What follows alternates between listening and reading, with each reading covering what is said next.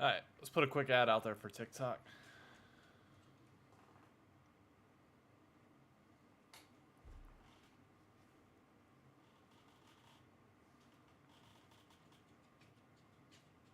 Going live for the Crossover Podcast on YouTube. We're trying to get...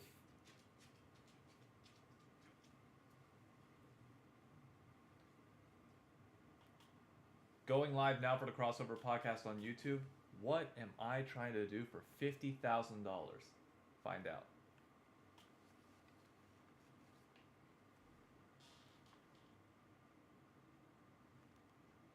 Going live now for the Crossover Podcast on YouTube. What am I trying to do for $50,000? Find out. Going live now for the Crossover Podcast on YouTube. What am I trying to do for $50,000? Find out.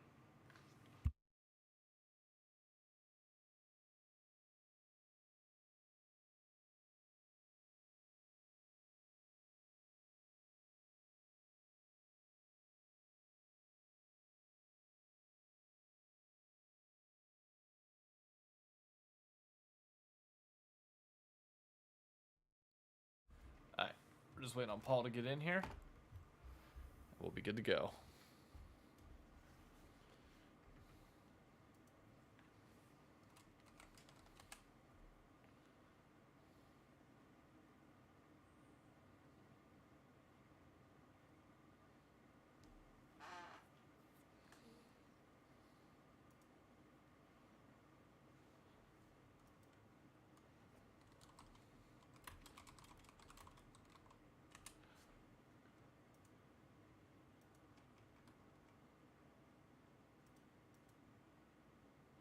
Hello. What up, what up? Hey. Video. Okay. Let me pop this out. Well, might be odd lighting. Can always do this. I need to. Why did that change so drastically?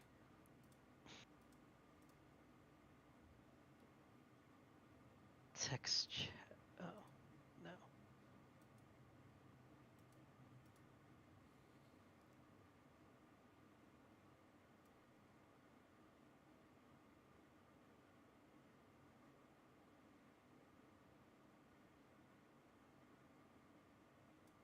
There we go.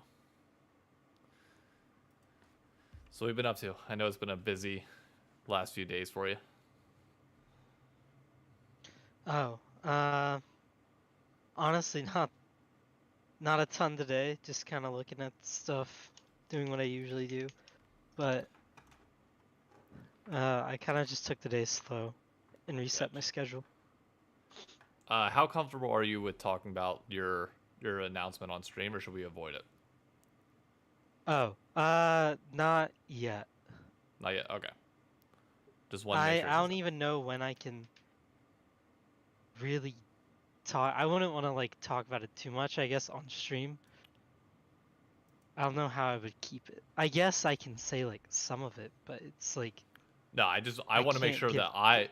this is more for me so that I know what I should be, what I shouldn't be saying and what I should be saying. Well, I was gonna say what I could say is I can't give dates. That's it. Oh Dates no, and I know places. dates play. Believe me, I have family Yeah. and I wasn't sure if you could like, if you wanted to say it Yeah. or like if you were comfortable like talking that like Yeah, it's I'm going cool to with it. happen. Okay. Yeah, I'm fine with that. Like if people, I guess I'll just say it then.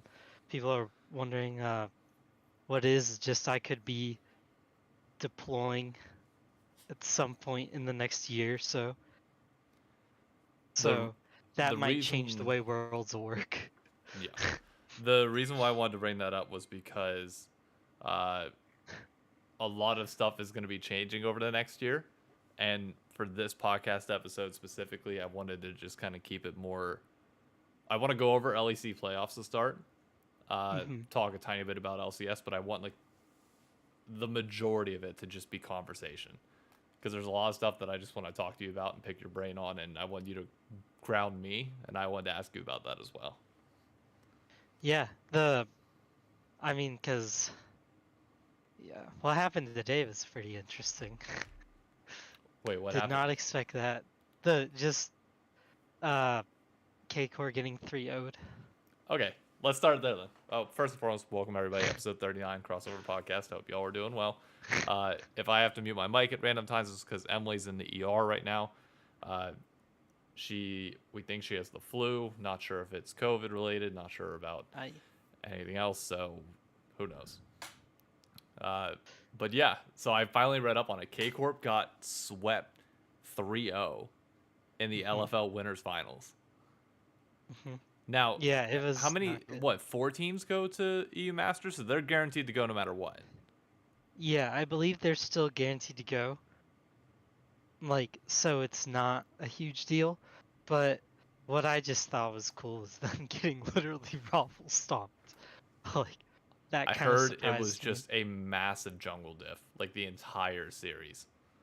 Yeah, I mean, yeah, you could summarize it that way, pretty much. How did my boy It wouldn't Reckless be a do? hard way. What? How did my boy Reckless do?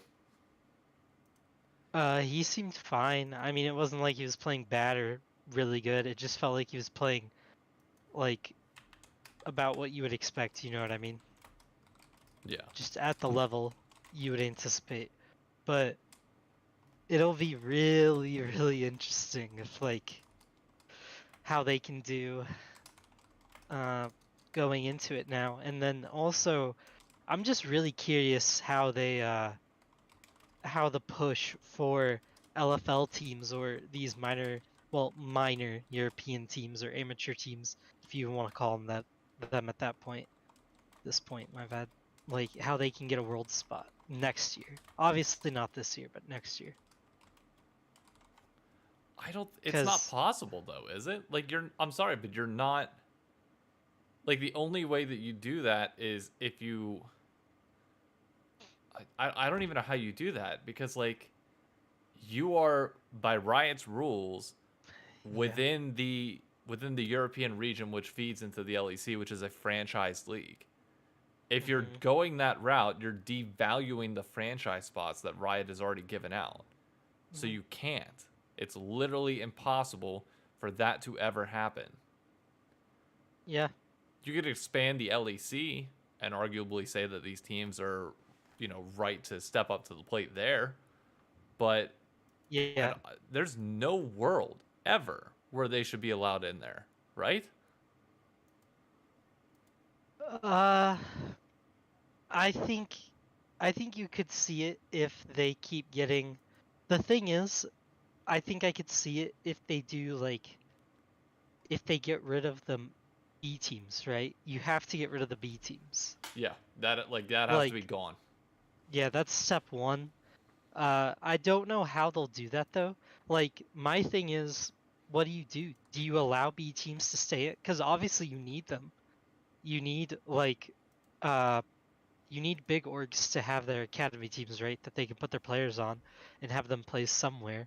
So do you just not allow academy orgs to go to Worlds if they win? And then allow non-academy orgs to go? Like, how would that work? I just don't think it can. Like, Yeah, I don't really think I it can literally either. don't think there's any possibility of it. You're both existing within the same ecosystem. It's just not possible. I think you'd really have to make a standalone, like, European. You'd have to call it like European Nations League. You know But what I that's mean? already the LEC, basically. Yeah, that's but why I'm saying in order to have that happen, you need to dissolve the LEC. Yeah. Which is well, you don't have possible. to dissolve it. I'm saying it could be like a. So you're saying you like region lock teams within the LEC? Yeah, I'm trying to think of a good example because I don't want to say like. Basically, like EU Taiwan Masters becomes the new LEC, in a way. No, EU Masters becomes like. So I'm saying that like all the teams that aren't a secondary org, right, just go and make their own league, and they could if they wanted to, make it as they stand for North EU and E, right? They can't do So they're anything though now. without Riot's approval. Yeah, I mean, yeah. And Riot will just They're shut gonna them have down to in a heartbeat. Probably because it'd be a direct competition with their own org. Yeah, like the LEC and like monopolies in general are not legal except in like certain situations because Riot is the developer and Riot also runs and distributes the product that we're playing on. They ultimately Mm. get final say, and whatever their Yeah. vision is for International League of Legends is exactly what it's going to be. Yeah. And they're as much as we had this conversation, like I guarantee they've had this exact same one, probably way more times as well. So like they're not Hmm. dumb. They know what's going on, and they'll ultimately make probably what's in the best decision for league's growth across all of Europe. Yep. But I don't think it will ever be a competing product. I think it would just be the expansion of the LEC to include Yeah. more teams. Yeah. That's for Because sure. let's be honest, outside of KCorp and KOI in the Spanish league, who do you really need in the LEC? You don't, to be honest. Exactly. And your regional leagues are always going to be your development leagues. Like that's good that they are that way. That creates a healthy ecosystem. Hmm. That's like your say like a double A team in baseball gains a significant following because they're, like say you put a double A baseball team in Austin, Texas, which is like booming right now. You have a lot of people from California moving there, and eventually like so many people become a fan of that double A team that they surpass some of the teams in the regular MLB. Like that doesn't change anything. Like yeah, great, but you're not going to change that. They're a development league and a development system for a reason. True. I mean, that's very true. Like it takes years to establish a ecosystem and development system that is sustainable and provides consistent players that are up and coming and grow the league as a whole. Think about how long it took Europe to get to the point where we are at now. Why would you touch that? I mean, I agree. I agree with that. I feel like that's an Like, I esports don't. thing in general though. Like the second something goes good, like everybody just wants to push it to the extreme rather than letting it grow naturally and organically. Yeah. Yeah, I mean, it's just really hard to gauge because, like, I don't. My bad. I don't really know what you do, like, these with these two orgs though, other than like uh bring them into the LEC now. Because with KOI and like KCore, you kind of have to bring them in almost. Their fan bases are just too big, you know what I mean? But Yeah. I don't know if you can let that kind of pressure like really sway you. No, you can't. Like, You absolutely cannot at all. yeah, you can't realistically do that. I I don't have a good answer at all I don't either. to it. I think they're kind of screwed, honestly. Like, I could genuinely see like mm, maybe not that. Maybe not a lot of people, but I can see a world where people consider, I mean, well, they already are really watching like LFL more than LEC because of like their upsetness that they won't let their, or they'll disdain for the LEC only because they're mad that they won't let their team in, right? Like the Koi fans and the KCore fans. I could see them getting upset about it. But I don't think if you're the LEC, you fold to it. No, I don't think so at all. Especially like they're having a lot of issues with KCorp fans right now.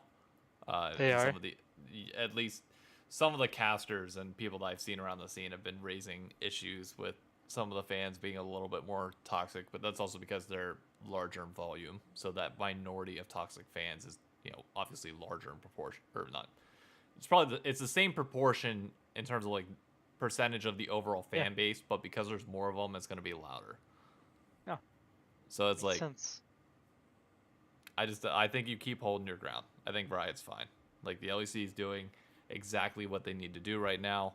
It sucks them not being in an arena, and I think honestly them getting back to an in-person finals will solve everything.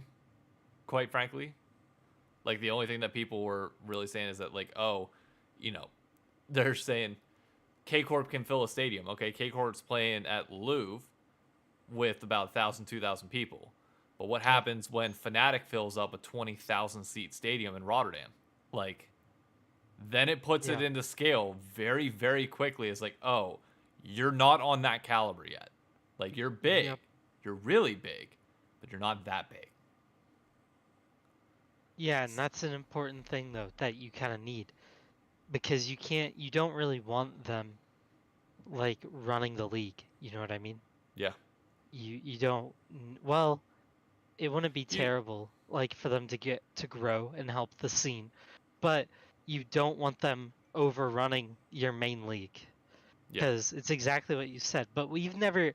I feel like the issue is it almost. I feel like with the way Europe is culturally and the way that most of their popular sports are, I genuinely think franchising wasn't the best thing they could have done. No, I'm 100% with you on that. Like Yeah, that, I I think think it that's going to be doesn't their fit. biggest issue. And that's more, again, that's all of an owner's decision there. Like It that's, is. And I everybody in upper management understand following. from a owner's standpoint, like why they want it there, like all the other leagues do, Yeah. but they've proven very well that like America consistently, it doesn't matter what sport, right? We are franchised. Yep. Europe consistently, well, not consistently, I'm not sure about basketball The how they major do it. sports that they care But about yeah, are their major sports do relegation and it works. They have a lot of money.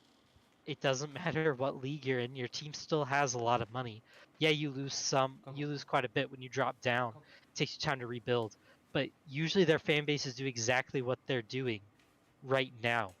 Like with KCorp and Koi, they build such large fan bases, like when they're not in the main league, that when they go to the main league, you'd think they would have been.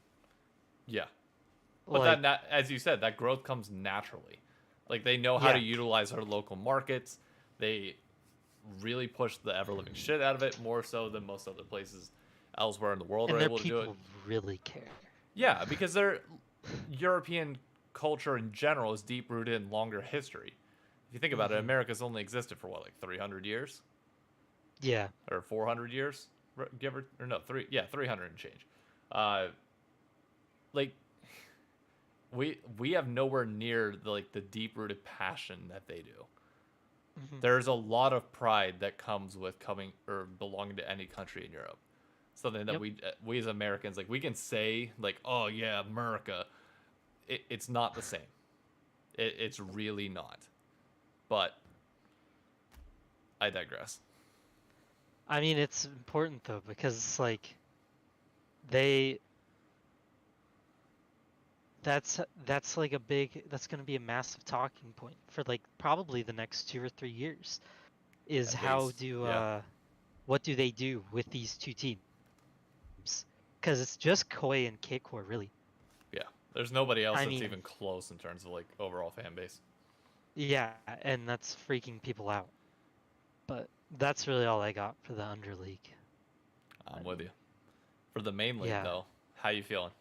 3 week break. Uh, We're finally back. I don't really love the 3 week break system. I hate it as well. But you wait. Do you know why that happened? I assume it's to sync up with other leagues. That's all Nope. I can think of. Nope. There was a riot retreat in Barcelona that a lot of employees were going to, like a company-wide thing, apparently. Oh, that was it? Well, I guess they like planned their schedule around it. So rather than like taking breaks in between and like spacing it out more, they gave themselves 3 weeks to figure or to do this whole retreat thing.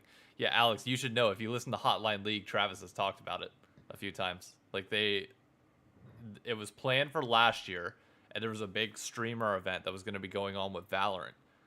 As people went to Barcelona to this retreat thing to record, and also the employees had like this retreat as well. It got canceled due to COVID and pushed off to this year, and notably is happened during this 3 week break. Interesting. I mean, I did not expect that to be the reason. But I okay. listen to a lot of league content, so I pick up on a lot of the different Yeah, things going on, or at least some yeah. of the rumors. I can't guarantee that that's it. I mean, maybe they did really want to give him 3 weeks, but there's no way. Like, they've never done that No. before, and neither has any other region for quite obvious reasons. because now it becomes impossible to predict playoffs. Mhm. Your relative strength before does not matter. You haven't played 3 weeks. Um, I would say like looking at the teams, I don't know who I'm really favoring other than I think Rogue can beat Misfits, but Misfits finds ways to win. They are a weird team. I really don't understand how they are where they are and what they do. They make no sense to me. Like, there's no breaking Misfits down at the very least. I'm confident in that. And then like G2 Fnatic, I think Fnatic should win, but G2 is also like got a couple clutch players on it. I'm a little biased to Broken Blade, as I always will be. I hope he pops off. And I have to bring this up, but have you heard about the Fnatic scrim rumors? the what? Fnatic scrim rumors. No, what happened? Perks went on record, and I think one other person did as well, stating that if Fnatic wins the LEC, the LEC will be in the worst state it has ever been in, because Fnatic has barely won any scrims like this entire season. He said that Vitality Really? has never lost to them in scrims. Or no, did I don't want to misspeak there, but it basically along the lines of like if you had to put a percentage, Vitality's won like only 10% of their scrims. So he said there's no reason why they should ever be favored in any of these matchups. It's not And good. Mickey X chimed in, and so did I forget who else. I think it was Human, or no, it was Wonder that chimed in. And they're like, you know as damn well as I do, stage performance is different than scrim performance. And it's like, yeah, but at some point that catches up to you. You can't lose every scrim Yeah. and then just all of a sudden be great on stage consistently. It doesn't work like that. I mean, yeah. That's a very worrying trend if that's true. For that reason alone, I'm going G2. I And mean, the if fact that it's that's Yankos and Caps in playoffs. yeah, if that's true, I could see it. I mean, the thing that G2 does have that helps is yeah, Yanko's caps, and honestly Broken Blade is like a really good fit into Wonder for them. Yeah. And also, Like like, after a loss, who do you trust more to go back into the locker room and talk out their problems? Wonder, Humanoid, and Razork, or Yankos, Broken Blade, and Caps? I mean, yeah, probably the other three. As long as Flackton, I think it was Caterl that said it on Euphoria. He's like, as long as Flacked and Targamas go into it and just listen and understand that, like, look, we're the rookies, first best of 5. Let the 3 guys who have won splits talk through what we need to do to solve this Rubik's Cube and win this series, and follow what they do. You do that, you're going to win the series. Because I I trust like them that to way do of that wording way it. more than I trust Fnatic, who historically, especially over the last year and a half, just has a history of choking and collapsing from a management level when it comes clutch time. Yeah, I like that wording too a lot. Like, let the other 3 solve the Rubik's Cube. I mean, Flacked and Targamas really are just trying to live. I feel like that's it. If they can go even and make Upset and Hillsong like kind of non-factors, you know what I mean? That's Yeah. the goal. That's what you're there to do, is go even and make them non-factors in response. You really are just letting the other 2, but Fnatic's looked really good. And Hillsong can win games on his own. Yes. So that's kind of what I'm questioning, but I could very well see a world where like I don't know, it's very understandable if who is it? If like Fnatic chokes just because of some of the players they have, and it's not really just players, it's Razork in management. playoffs. Yeah. Well, yeah, Yamato Razork, Cannon. I don't feel terrible about him. Humanoid is clutch usually, Yeah. so I struggle to hate on him. Uh, Upset can be up and down depending on the series. You know what I mean? Yeah. I never know what to think about him. And it's not like we got to see him at Worlds yet, so like we don't really know how he does a ton under high pressure. And Hilly, we know he's good, Yeah. so I'm not too worried about them. We know Wonder's good as well. It's really just Razork and watching Upset again to see how he does, and really seeing how he pushes a lead on Flacked, if he Yep. does it right and if he forces them to figure it out. Oh, sorry. So if you had to But predict your score line, what's gonna be? Give me number and prediction for both the upper bracket matches.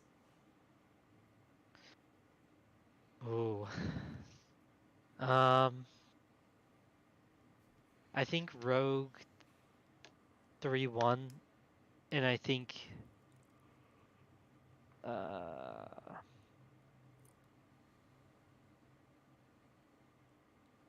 G2 3-2, 3 G2 3-0. Really? Sure. I'm with you on the Rogue 3-1. I am gonna say 3-2 G2. I do favor G2. Granted, I'm biased. I understand that. It is what it is. Sorry about your luck. But the other series, though, I'm curious. Uh, Obviously, everybody's kind of beating down on Vitality right now, and they're not coming into playoffs hot.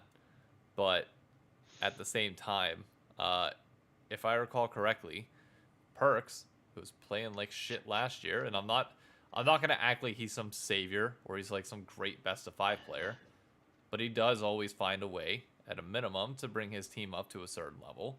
They notably won LCS Spring Split last year, with him not playing phenomenally well. They also finished at third in summer playoffs, and then obviously made it out of groups at Worlds. I don't think you can discount how he clearly finds ways to win series. Their whole team is full of people who kind of just happen to win. Yeah. Really. If you look at them, like Carzy, I don't think I've ever watched Carzy win a series in playoffs where I've been like, that made sense. Yep. Like, even when Mad looked at their peak was really confusing. Like, their peak made no sense, you know what I mean? I never felt comfortable watching them win. I mean, And I'll throw in Alfari with that. I've never seen a series where I've seen Alfari like look like this yeah, god top laner that he's always claimed to be. He might win in lane, but he never like it. Just like you said with Carzy, it just never looks comfortable come mid or late. they're the two opposites. That's the thing. Like, Carzy's early game will look really well put together, and then, or my bad, Alfari's Yeah, early game, right, in his laning phase looks really well put together, really good, and then towards the end you're kind of getting confused what he's seeing. Carzy's like laning phase doesn't make any sense, but for some reason he still is relevant, and he does like well enough to pop off, and it works out. And yeah. I have no idea what to think of Self-Made in a best of five, like at all. I really don't know. He Neither do doesn't I. seem like a good best of five player, and we know what Perks is. And like, if there's anyone to bring these guys together, it's Perks. Yeah, But at the same time, like, they all seem to win in weird ways. So I could see a world where they win games and they really push people to the edge because they're just a weird team. yeah. They They don't got a lot of experience, have been in the situation, so they know how to handle it. yeah. I mean, they also seem like they could tilt very easily, but I think the thing that you're hoping if you're them is that Perks stops them from tilting. Yeah, And I'm not 100% sure he can stop that, or it's something that is 100%, but that's what they're hoping, yeah. in my opinion. Because I mean, it's gonna be a hard road for them. Like, this is not something that looks comfortable for them at all. So then I'll ask you first series. What's your scoreline prediction? for those two. Yeah. Like XL Vitality and versus XL. Vitality. Yeah. I mean, neither, but I guess. Well, I mean Vitality, like 3-1, 3-2. I'm going to say if it's 3-1 or 3-2, it's going to be Vitality. If it's 3-0, it's going to be XL. That's why I took 3-0 G2. I think G2 has to kind of surprise them. I will say this: I put my bracket prediction up whenever they did like the LEC Mr. Rogers neighborhood thing. I went a little deep in the rabbit hole at the moment and didn't realize it until after the video was done. I kind of picked my finals, like entire LEC finals, to be Vitality and G2. And I kind of feel bad. Okay, my logic on this is decent, I will say. It is Okay. Vitality comes in and gets hot. Perks is a good best of 5 player. They know how to play out these long series where they can adapt consistently, and the cohesion that they've been lacking finally hits, and they just go on a run and run it all the way to finals, but lose to G2. Rogue chokes, Fnatic having scrim issues, and Misfits one dimensional in terms of playstyle. Okay. Like, there's a world where it can happen. I'm not saying that's gonna happen. It just like, yeah, there's a 2-3% chance that it could. Mm-hmm. Any final thoughts on LEC before we quickly touch on LCS?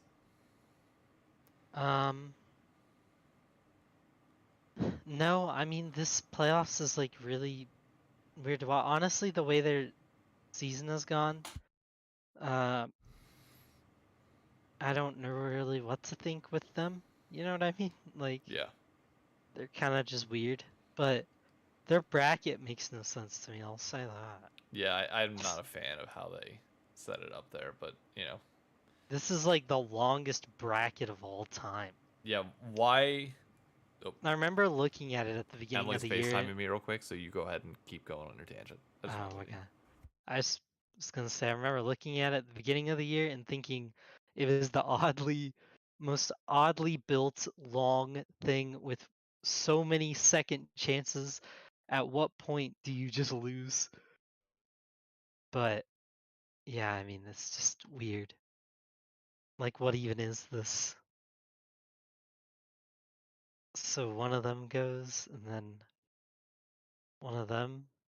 Is that what I'm seeing right? Like, oh, lower seed and higher seed. Blah blah blah. Okay, yeah. I mean, it makes sense. It's just super long. And then for LEC, while I am the only one that can talk on it, obviously we all super believe that the only way for this to work out is for Broken Blade to win and then come home to TSM. I mean, it's just the most logical step. I agree. They'll wait so long with no actual stage experience. Yeah, it is a really big disadvantage for the winners. I do think that can hurt when you give a lot of teams a lot of time to figure out who they are. Like, obviously you don't want to play best of fives on repeat, but the giving the winners such a long time to wait isn't helpful in some cases. No. But definitely not. It hurts them more than it helps them. When you're yeah, hot, you want to keep playing because you're hot. And anybody that I says more otherwise, mean like, this. oh, more time equals more chance to learn. Bullshit. When you're hot, you're hot. You want to keep going. This just seems dumb to me. Like the more I look at it, because you're telling me if Vitality or XL want to win it all, they have to play 5 best of 5s. Yeah. What should be happening, and I think it's the same as the LCS bracket, is like the losers of the first round should match up separately against the lower seeds of the losers bracket. So say Misfits and Fnatic lose. Fnatic being the higher seed, the Misfits would play Excel, would play Vital, whoever's the lower seed, and then obviously the opposite would play Vitality, and then the two winners there would face off in like what's considered a loser semifinal, and then you would have the winner of that play the loser of the winner of the winners final. So technically, you'd still if you're a Vitality, in that case, you'd have to go through one, the winner of that, losers final 5. You'd save one series. It'd be 4 instead of 5. Mhm. No, yeah, I agree. So in terms of LCS, though, you had a 2-0 week. Congrats. And Tactical got Player of the Week, Huh. despite all the memeing, which I think... Would you agree with the statement, Tactical is the most flame player on social media in the LCS right now? Yeah. I mean, he kind of does a lot of really weird mistakes. So he kind of asks for it. But yet he's Player of the Week. I agree with what Alex said, by the way, about best of fives. I feel like it's going to burn out viewers. That does kind of happen. Same 6 teams playing the same best of fives that much can really get people upset. But back to TSM, yeah. I mean, what do you want me to say? Like, I'm excited that it No, played out this way. I want to know your thoughts because you messaged me this earlier. Are you happy with this roster staying together through spring or through summer? Oh, yeah. You're fine with that. Yeah. I mean, with Takeover, yeah. Are you, if that happens, are you formally Only giving up on place. Worlds? No, I think this roster could figure it out with Takeover. Interesting. Like, I mean, after last week, I know you could go, blah, blah, blah, blah, blah. Like, they could just suck. But no, not a Miracle Run to playoffs. Like, I don't think they're going to playoffs this season. What's their I schedule mean, like this week? Because they have to 3-0 and then they need Golden Guardians to 0-3. I mean, I don't know. I don't really. It's literally not possible, guys. TSM plays 100 Thieves, CLG, and Team Liquid. It's not happening. There's no chance. They are literally done. But at least they're not last. I mean, yeah. They're not Immortals. Which, by the I way, don't.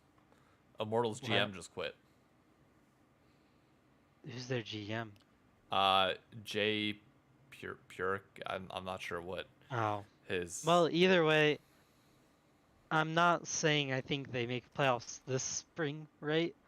And if I'm being honest, who cares if they don't, right?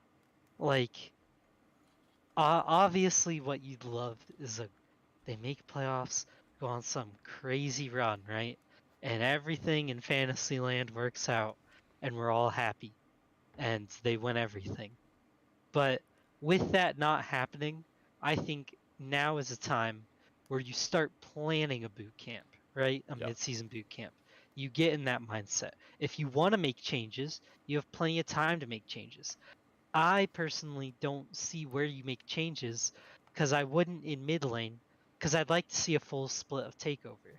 Same. I really do think Takeover works hard and has put in a lot. Now, I think Quado could still come back. I don't know what you do there, but I definitely think Takeover is the move. Takeover's looked good. Like, I don't really think it's good. worth the import spot to bring him back, if I'm being honest. I kind of. Because Takeover's Well, domestic, Takeover's right? an import spot. Oh, as he well, is? I believe. I think so. Oh, Yeah. never mind. That changes my. I thought he was domestic. Never mind. That changes my entire point. I was gonna say because if Takeover was NA, Yeah. then that frees you up to get. I'm not saying it's gonna happen, but I'm just saying Reckless might need out of KCorp, and TSM could go with somebody like Reckless, but. I mean, I think the lane that is obviously the biggest difference would be top. Yeah.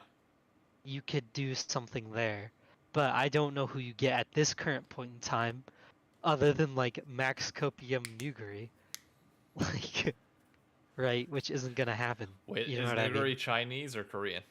Korean. Okay, so you're safe. You're fine. But I don't think I put it this way. I don't think TSM touches importing another Chinese player for the next 2 to 3 years. I just don't think it happens at all. Yeah, I don't know what they do, honestly, at all the next couple of years. I mean, this roster, the thing is, I do think this roster has some interesting things about it. Like, the fact that they have, uh, I just don't know how to word it. It's like, I like the mid laner. I really don't hate him. What's his face? I can't remember right now. Shoot, Takeover. Yeah. Like, that's who I want to see more of. But I understand why why they could go a different direction. I could get that.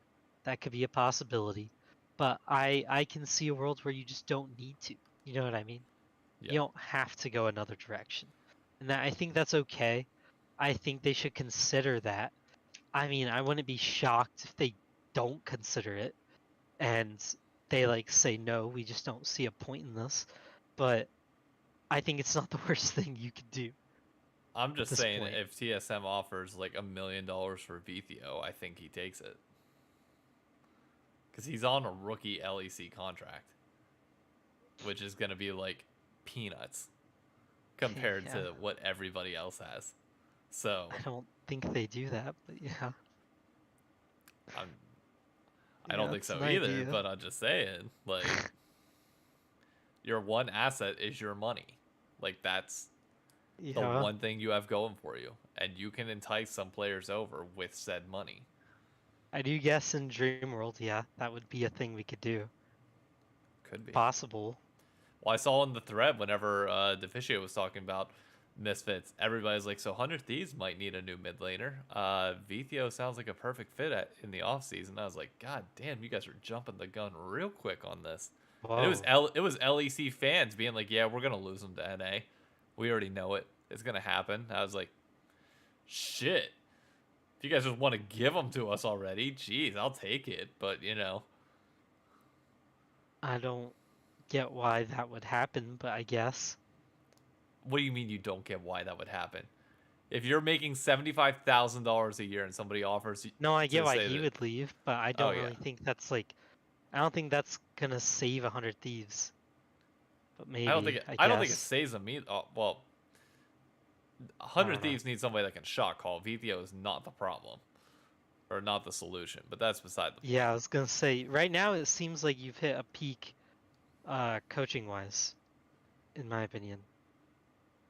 Or at least like your players have developed as far as they can, you know what I mean? Yeah, I and mean, that's I where don't know it's what like, you do. I don't know either. 100 Thieves. I'm just hoping for third. This split, maybe make a run in playoffs. You know, maybe our drafting improves, but like FBI and Huhi have not looked like the bot lane that we thought they would be.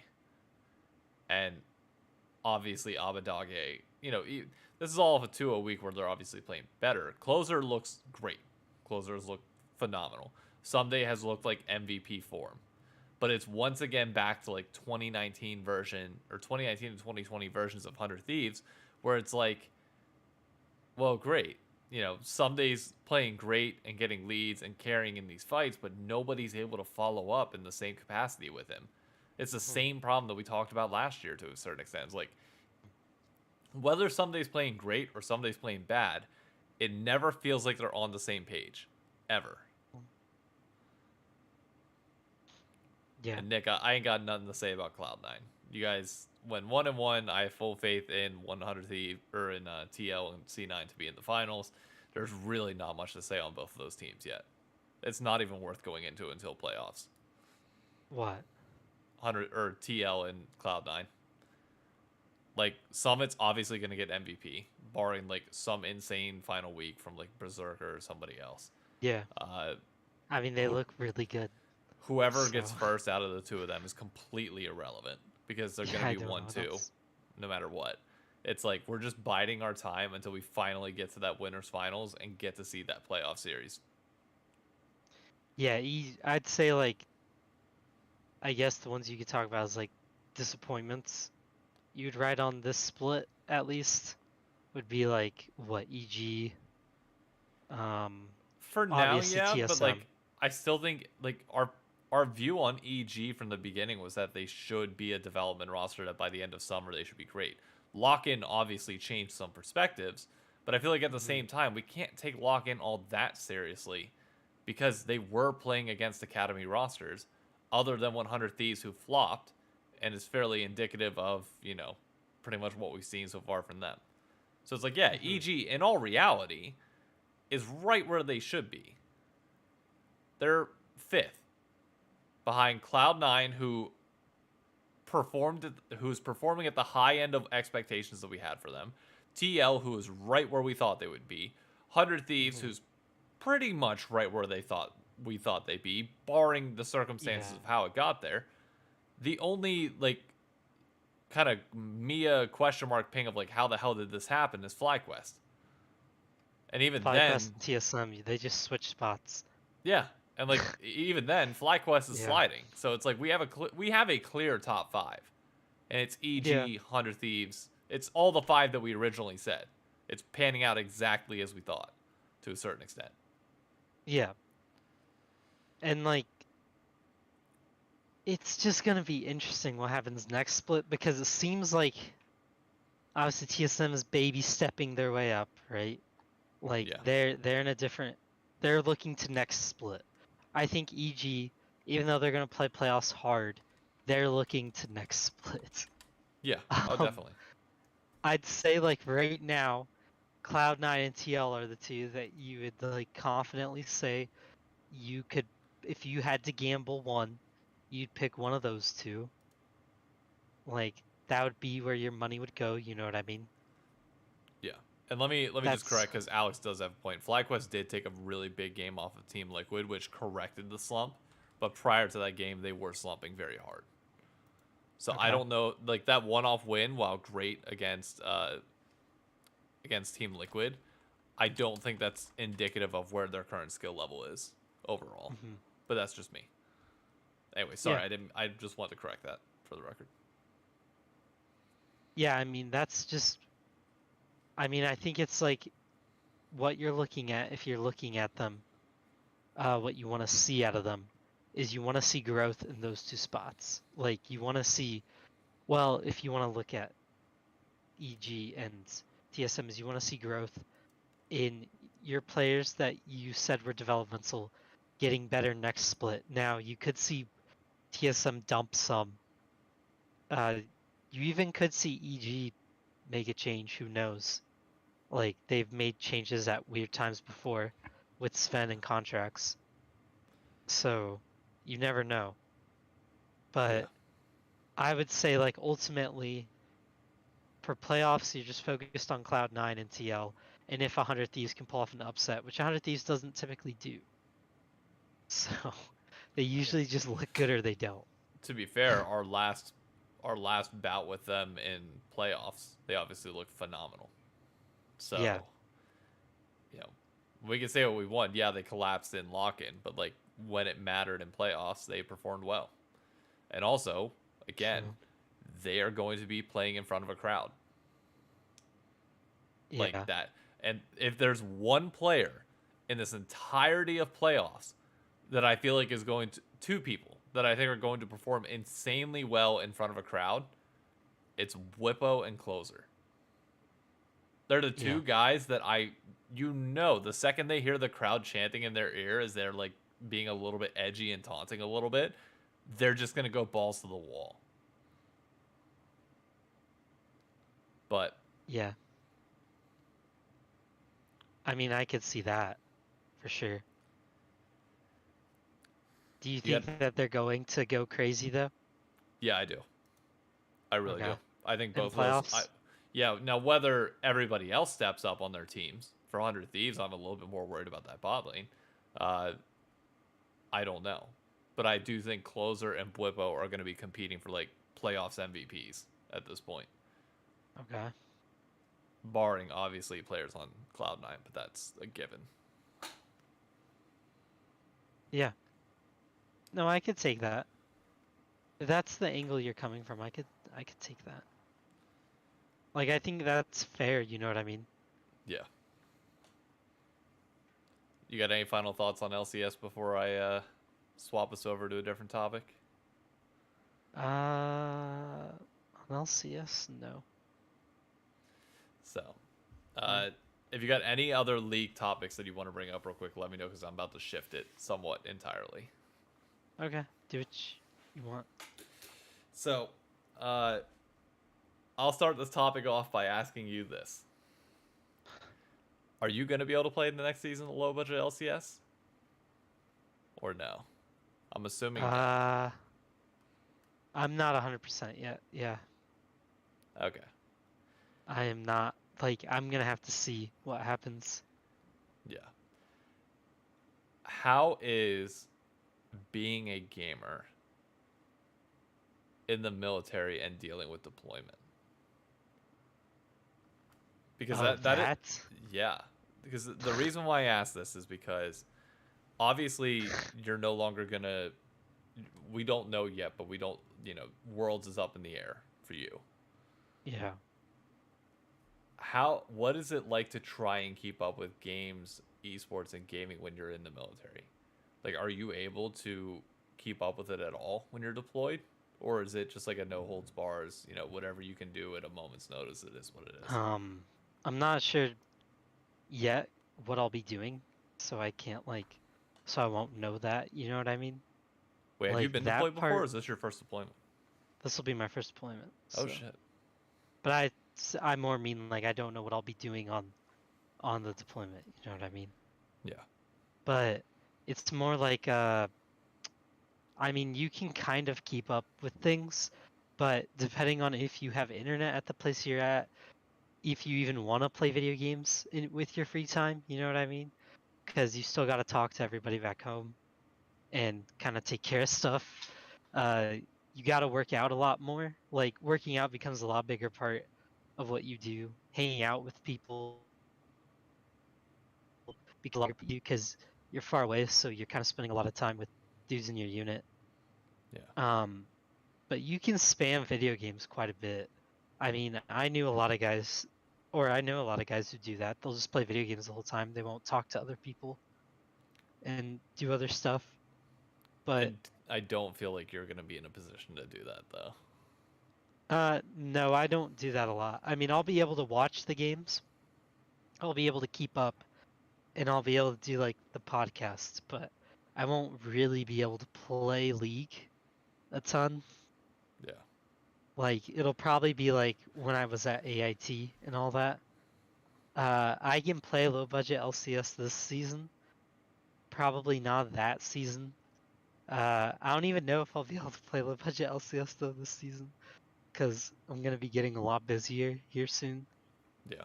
And I it's also kind don't of want to encroach on your relationship as well because I know the toll that that's going to take, and yeah, I want to make sure she has all the time in the world as well because it's as hard as it is for you, it's emotionally difficult for her as well.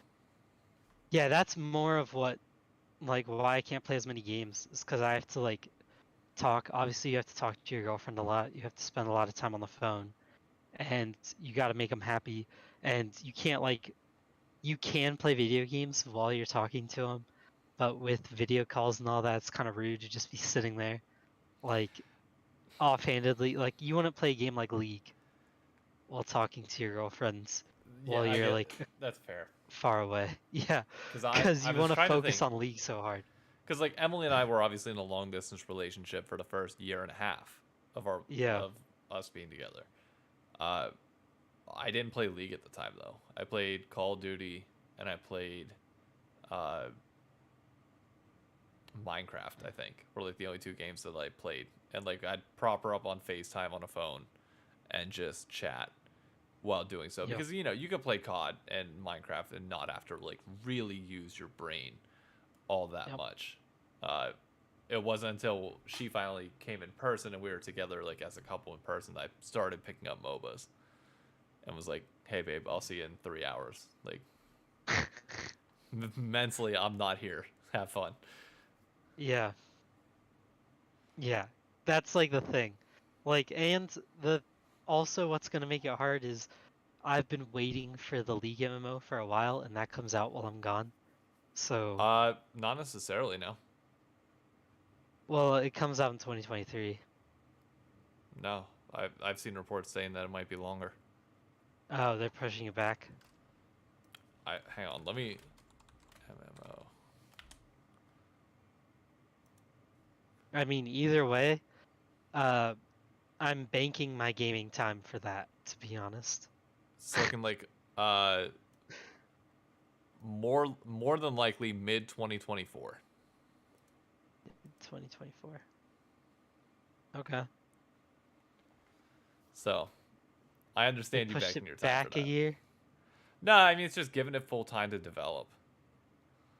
I know, they pushed it back a year. That's just rumors though. They never confirmed anything. You know as damn well as I Okay. do. Like until Riot says something formally, the the timeline of events is pretty much up in the air. Yeah, but I want to play this MOBA at some point. But either way, yeah, I don't know how much I can play League. And then also with them getting rid of duo queue, I'm gonna be a bit pissy about that. That's why I haven't played lately. I'm still kind of mad at them for that. I've been playing Flex Queue. I've lost my Yeah, promos I twice don't. now. What? I've lost my promos twice now. Emily's calling me again, so I'll let Oh, you go okay. on your solo duo queue rant. Oh, I just like solo duo. I like to be able to duo with people. I have like certain friends I play with, and I don't really like solo queuing as much. So like, I don't know. I'm not gonna play as much if they get rid of duo, because it's just not my type of game. And hello, Tyler. We like you. But yeah, just hard to do that. We'll say like if the MMO comes out, I think that'll be fun. Really, I'd take any MMO made by anyone right now. That's actually fun. I feel like a lot of MMOs that have come out lately have been like not great MMOs, IMO. So there's that. But we just gotta hope. There has to be an MMO that's worth playing soon. Soon, TM. There has to be one. There's no way a good MMO doesn't come out. No possible chance. Alright, I'm back. Are you talking about the MMO the entire time? No, I was saying I would take any MMO right now, but like I just don't really like any of them. I have yet to try and really get into an MMO. Like I don't know. It's one of those games that like I know you need to grind it a lot, and I'm not. I know I have the time to put into it, but it's just like I don't know how long. I don't know. When the League MMO comes out, I will definitely try it, but like I'm not gonna try any of the games that have already been out. I got I other feel that. priorities for now. I mean, they gotta figure it out first. Oh yeah. So there's that. We gotta wait till they like got it all down, pat. I mean, because right now we're kind of just watching like what they do and how they do it, and then from there I'll jump in and do whatever it is. But Yeah. I I don't know what to think. Wait, what? Like, there's so many toxic players and a lot of low IQ players and high ranks for no reason don't do it. Yeah, I don't feel like grinding solo by myself. That's the thing. That's all I was saying was like I just don't like it by myself, so I don't do it. You know what I mean? Yeah. You just gotta play So flex when they queue with me. removed, I know, but like I don't like I honestly don't care about flex queue. For now, until flex queue like rank actually matters in some capacity. I guess, but I feel like people will never respect it the same. If low budget LCS They'll sets their standards differentiate the for eras. I mean maybe, but like I don't find anything wrong with that to a certain extent. I don't know. Speaking of things changing, I got one final topic, then I'll let you go because I've already had you on here for an hour. Uh, I sent you today a very big announcement for myself and Mm. Alex and about 8 million other people out there. Uh, NYXL formerly known as Andbox, the parent company of the Overwatch team, the NYXL, now Yeah. going by the New York Excelsior and the New York Subliners, have rebranded and are notably going to be investing $7 million into New York City's esports scene over the next 12 months, including a live venue space where New York City home esports matches can be played and other events can be hosted. In addition to that, something a little bit more personal for me, a little bit bigger that I just wanted to have some time to flush out because this has been racing through my mind all day. They are doing a YXL, or like a young XL like content creator recruitment and basically kind of challenge where you can apply to see if you can qualify to be one of the 50 finalists that will be competing for 10 spots in the org as content creators and receive $50,000 per individual. That's pretty big. I don't think it's understating it at all to say that that would be life-changing. Literally life-changing. Even for somebody like me, where $50,000, I don't want this to come off cocky with my salary, but I've worked and got a good enough education to the point where my salary is above that. $50,000 would still be a lot of money, obviously, and I'm not taking that for granted. But it's the point. It's not about the money. It's about the opportunity that you're giving yourself permanently going forward. And I know this might not mean as much from people outside of New York, but for me, there are certain times in life when you get a very early on glimpse of knowing that you're in a moment and knowing that you're in one of those times that you need to take full advantage of because you don't know if it's going to come again. And I'm not saying that if I don't get into this program, if I don't make it far, if I don't do all this, that I can't make it necessarily as like a content creator or within like the esports space. Obviously, I know I can. But the point is that your growth optimization, you have the possibility over the next 12 months to put yourself on a trajectory that is so much higher and so much quicker than it is any other time in this city. And there may ever be. It's like Bitcoin. When you hear all these stories of people like, oh, I wish I would have gotten it when it was cheap. Right now is that point for New York City esports. I've been saying how it's going to blow up for a while, and we are on the precipice now of it doing so. So getting in to that bubble as soon and as quickly as possible is imperative. And I'm not going to lie, I'm scared shitless. Like I'm legitimately nervous. It's gonna mean you care about it. I know I do, but it's like the problem that I have with this is that it's $7 million coming from NYXL, which is purely Overwatch, Call of Duty, and Valorant. They have nothing in League of Legends. Do I think that I can put out content that could get me there? Yes. I have 3 ideas off the top of my head. One for the application and one as like a big like overall project to do while in that creator like boot camp. Like I know what the end thing that I want to create is. I've already got a script partially written for it. But it's like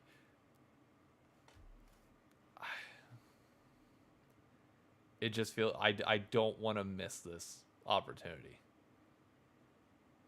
And I am partially worried that League of Legends to a certain extent could get left behind. Obviously, we have Worlds coming to New York City, but let's be honest, League in North America is not League in New York City is not the same as what Overwatch and Valorant and some of these other games are at the moment. True. Yeah, I mean, well, wait, you said League is not what? Say again? League is not as big in terms of the fan bases in New York City versus Valorant and versus Overwatch, who have dedicated New York City specific fans. The NYXL are one of the biggest fan bases in all of the Overwatch League. They are Oh, okay. dedicated. When I tell you it reminds me of like early on stages of a gang, like I'm not kidding. And not like obviously like the, you know, gonna kill people version of gang, but just like the camaraderie of it is very similar. Yeah. And it's just like put yourself in the shoes of a League of Legends up and coming content creator in New York City. You have investment opportunity from different orgs now. You have the biggest League of Legends event in the world coming to your city for 3 weeks. There's nothing more you can ask for. Literally nothing. Like, if you can't do it now, it's going to be 5 years before you get a chance like this ever again. Yeah. And I haven't had time to sit down and like start mapping out content, mapping out plans, and figure out what I want to do in terms of like individual items. But it's just like, I'm glad that you said that it's good that I'm nervous like this, because I've been thinking like, okay, am I overselling this? Am I thinking this to be bigger than it is, or am I giving it the right amount of respect that it deserves? I think you're giving it the right amount of respect.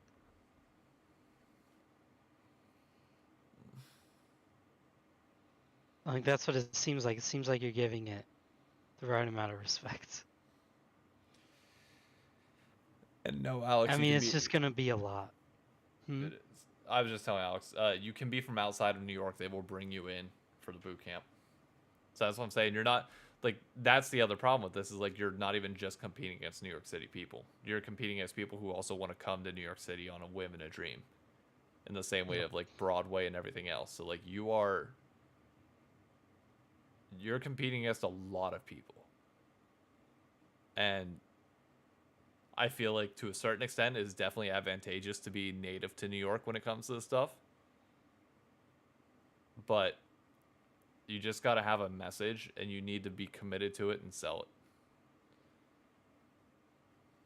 I don't know.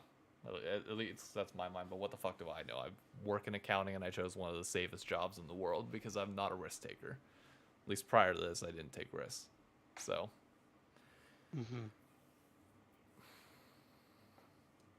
We'll see. I mean, that makes sense.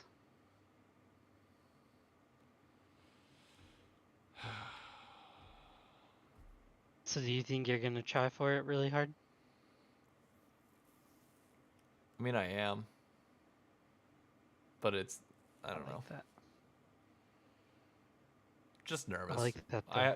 I have a lot, I've had this thought a lot lately of like, am I maximizing what I can be doing with content and everything else there?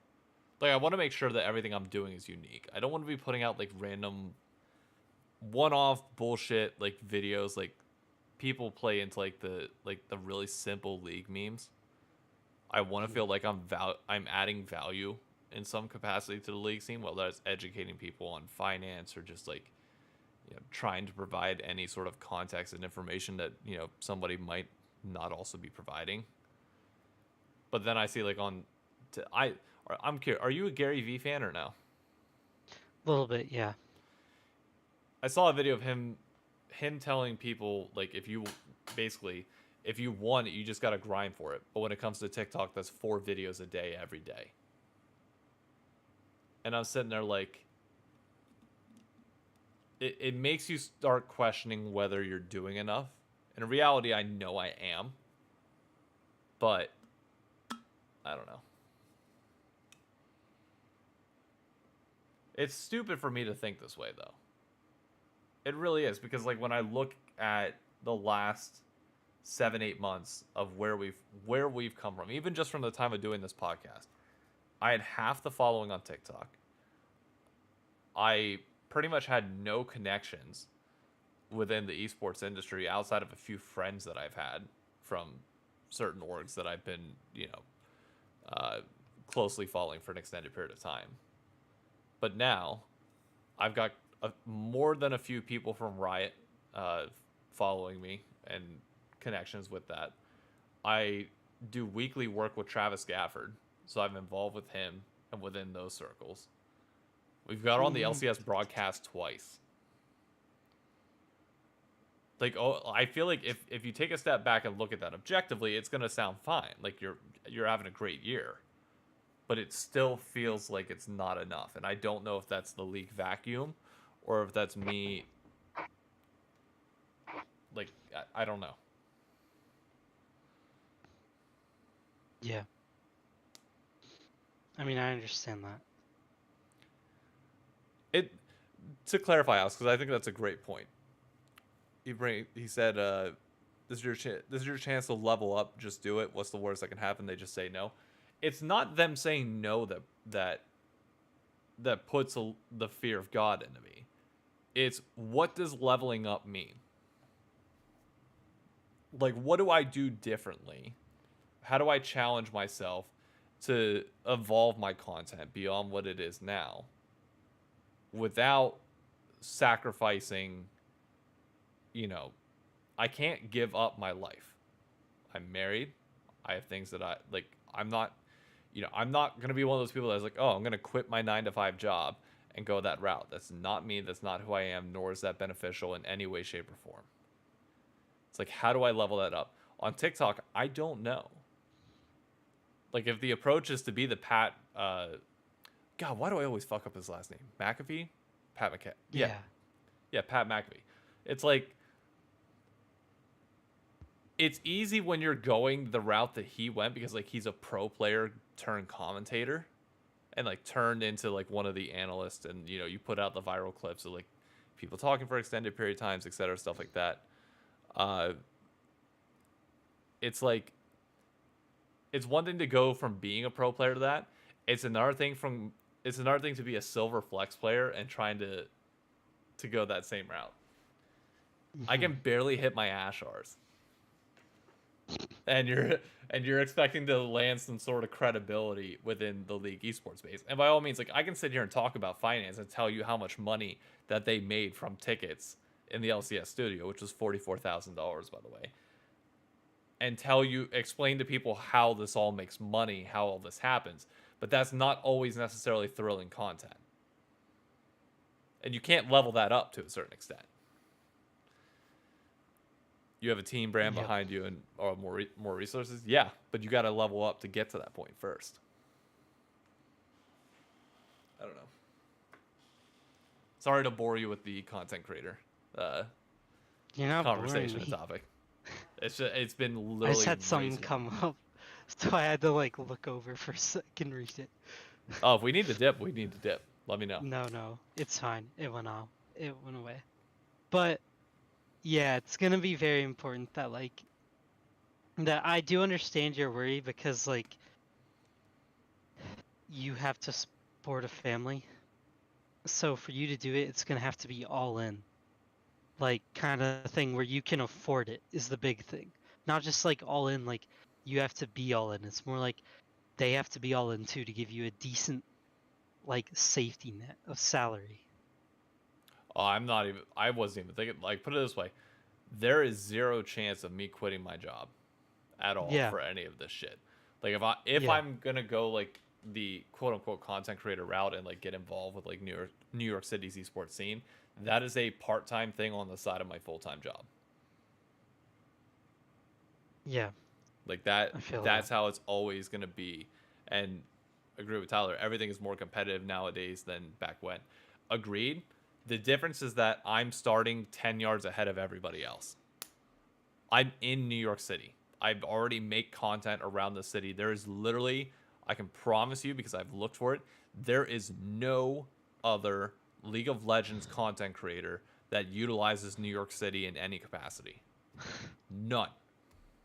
I'm the only one. So, with that, I'm ahead of the game. But it just has to step up from there. What's This is totally random. My friend just sent me this. Apparently, Jimmy Butler tried to fight Eric Spoelstra today. Are you serious? Yeah. How'd that work out for him? They like played. They did the play, but like, he didn't try to fight him, I guess, in the sense he threw a punch at him. He told Spolstra, "I'm gonna beat your ass," and then Spolstra looked at him and said, "What do you want me to do? Fight you?" And then like just started laughing because he was like, "I'm not gonna fight you. Like, what are you talking about?"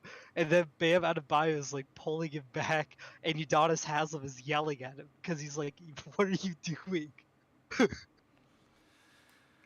Like Fighting they're your all coach or screaming even at thinking about fighting him is never a good idea, by the way, to anybody who for some reason might ever take it that way.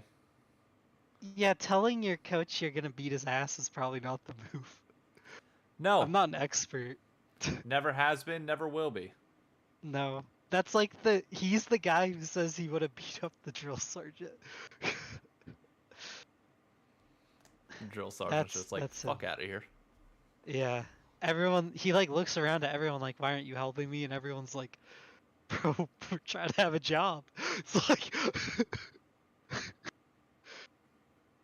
but yeah, that's like I think you'll be uh I think you do really well in this like contest because like you said you're already thinking of something, right? Like a script. Like there's gonna be some people who wing it and you're not doing that. And I don't see you threatening to fight the runner of the whole thing, so that should I be good. can't. I'm 6'4", 180. I might tower over them, but a stiff wind will still snap me in half. Like, I can look down at them menacingly as my big ass forehead and nose cast a shower or a shadow on them and dip the temperature 10 degrees, but that's the extent of what I'm going to be able to do. Yeah, And God yeah. only knows. So here's the thing. I'll give a hint as to what one of my things is. Uh, Huh. have you ever seen the movie The Internship? No. Owen Wilson and what is his name? Fuck, Vince Vaughn. Owen Wilson and Vince Vaughn are like in their 30s and 40s and decide to randomly apply for an internship at Google. So, just saying. There's a concept to be had there. Is that how And so, you feel? well, I mean the thing in the word in the title says young XL creator. So I don't even know if there's an age Oh. like there might be an age cap to it for all that I know. I have no clue. And Yeah. if so, like regardless, I'm telling you now, if there's like a 23 cap, I'm still applying at age 27 and I'm specifically doing this concept. The interview concept? Uh I I'm not going to say what specifically I'm going to do, but I will just say like the theory behind that movie is the same thing that will be done here. One of my favorite scenes that this is not going to be in there, but just one of my great clips. They're doing like a do's and don'ts of your job, and one of the questions comes up is like they have everybody with like red and green paddles for like yes you should or no you Mhm. shouldn't, and they're like should you grab a drink with your boss? And this is back in like 2007, and Yeah. everybody holds up red, and Vince Vaughn and Owen Wilson hold up green, and the guy's like it's highly inappropriate for you to buy like a beer for your boss. It comes off as like trying to ask for a promotion, stuff like that. And they're like, well, how am I supposed to get to know like my boss and like commingle in this way and like kind of basically finagle their way into it? And the guy's like, no, and they just keep asking like somewhat valid but also kind of like poking fun at questions that it's like I'm just saying could work. Never know. Good. They also end up getting the job at Google at the end, might I say. It could. I like it. I like the thought of it. Yeah, I don't love the fact that they only want like young 20s. Hey, Because I mean that's just not that interesting, but I guess it makes sense. That's the content crowd these days.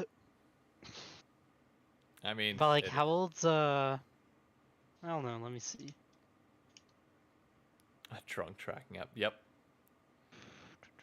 The app that they developed in the show was basically a app that can tell whether you're drunk and prevents you from sending a drunk text. Mm-hmm. And like they get it because all of them like go out to like a club, and like the one guy meets his like stripper, or meets like a stripper girl, and is gonna like text her afterwards, and like they're all like, I don't know, great movie. If you have not seen the movie The Internship, you need to. It is Yeah. phenomenal. Like that's a I'd great dating say movie for you.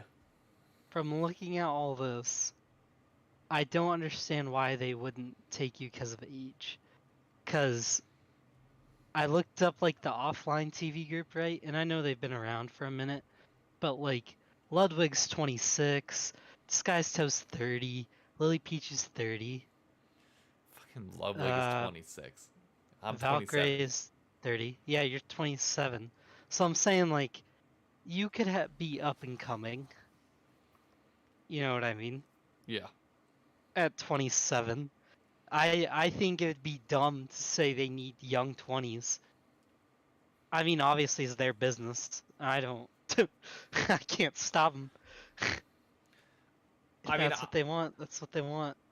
I look at it this way. Like, there's two demographics for New York. Like, the primary two demographics. You have the people who have been born and raised here, who like New York is their life and blood. Like whenever you think of like the sidewalk talk stuff, or like the people that talk with like the Brooklyn accent, like they've been in New York all their lives. There's also a large amount of people who are transplants, like myself, that came to New York City for various reasons. We didn't grow up here, but it's like it's a different atmosphere. Like it's a different vibe. You go through your first ever midlife crisis in New York. Like Mm. you finally get the money and the spoils of being an adult, but also with that comes the struggle of truly trying to find yourself and like evolve yourself in that. The I guess the like I relate it to music a lot. And it's like the difference between like Boogie with a Hood and like trap style rap music that obviously, you know, you want to throw 6ix9ine in there. It's just nothing but bangers, like party bangers. And then you have like the thought provoking like existential crisis music to a certain extent. And those are your two like swings. Obviously you have like the indie scene and like everything else in between. There's different subsets within New York. But like those are your primary two demographics that you got. Yer. Also, bacon, egg, and cheese is fucking phenomenal. Unbelievably good. We had this discussion the other day at work of like, what's your favorite breakfast spot, or like, what's your favorite place to get like a bacon, egg, and cheese bagel? Mine is probably Pick a Bagel, but I'm also a Manhattan guy, so my answer is going to be different than Brooklyn, who's got like 20 bodegas that probably have their own homegrown way of doing it. I agree, though. By the way, what you said, like what you have to do. I mean, yeah, I think like with the way you have all those subgenres in New York City and the amount of areas you have to cover and cultures, I think it makes sense to have someone who's at least, it would make sense to have some people who are a bit older and have experienced more and like been in the city, you know what I mean? And mix them in with younger people. I'm Like the you can guy who have can both. get you, who can like walk you through table service at a club and not look like a Yeah. 21-year-old trying to get in with a fake ID. Yeah. And that's not a bad thing to have. I know they like, yeah. I know that they wouldn't like that, but I don't know. We'll see. This could also be a completely irrelevant topic, and the Young XL is just like a branding choice, not a great one, but mhm, nevertheless, you never know. I feel you. I also probably shouldn't be shit talking the terminology of a program that I'm trying to get into, but you know, It's fine. guess the sassiness comes with age. They can't say you don't keep it all out in the open. Yeah, that's fair. That is fair. Anything else But you want to talk about before I nope, that's cut all us I off got. here? Because I know it's already 10:40. I gotta let you You're good. get to bay. I need to get to bed. Big morning tomorrow. I got a brunch. Oh boy. Yeah. First brunch, or have you done brunch before? Oh, we've done brunch. Okay. Yeah. I'm just saying, brunch in New York City hits different. It's the I'll truth. keep There's that a in reason mind. why, like, How I Met Your Mother and other shows always talk about Sunday brunch, because Interesting. Sunday brunch in New York is truly goated. Mm-hmm. But all right, thank you everybody for tuning in. Speaka, Speaka. I'll say it this week. We love you. The picture of you practicing on your own, like Bjergsen did, really. That was takeover. Oh, that was takeover. Yeah. Well, don't I feel like a piece of shit? That's why I told you it gave me vibes of him and it made me smile. I thought it was Speaka. And then you said get rid of takeover, like, or you said to get a new mid, like 2 sentences down. And I was like, why the heck did you just ruin my photo? Look, it was an accident, okay? And Tyler, Yeah, thank you for being able to tune in live, by the way. Yeah. That's true. Good thing now that I know the context, it makes sense why you said what you said. Look, I never said I wasn't dumb. I'm just a little bit stupid, okay? I can't control that. I have my blonde moments. It happens. It's all good. All right. Catch you all next week. And Uh-huh. hopefully the LEC provides us with some bangers. Be sure to tune into the episodes on Friday, or the matches on Friday. And yeah, that's it. Adios. Bye-bye. I love you, Spiga. And Takeover. And streaming.